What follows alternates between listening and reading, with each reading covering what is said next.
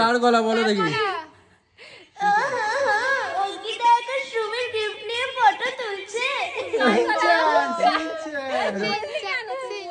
খুব সুন্দর করে, খুব সুন্দর করে। হ্যাঁ। সুমির বার্থডের জন্য আমি এখন সিনচানের গলায় একটা গান করব, ঠিক আছে? আরেকবার, হ্যাঁ?